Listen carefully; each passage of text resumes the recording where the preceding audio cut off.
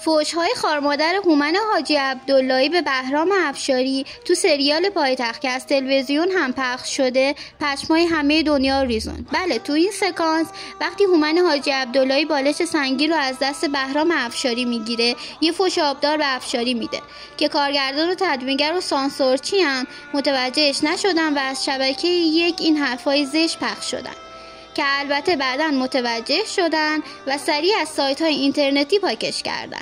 البته این تنها سوتی پایتخت نبودش. اینجا هم تو این صحنه با سن بهروز کاملا مشخصه که این صحنه هم انگار از دست سانسورچیا و کارگردان در رفته. اینجا هم بدل محسن تنابنده که به جای اون رودوماد نقی فن کشتی رو میزنه ولی چهره بدل نقی کاملا واضحه.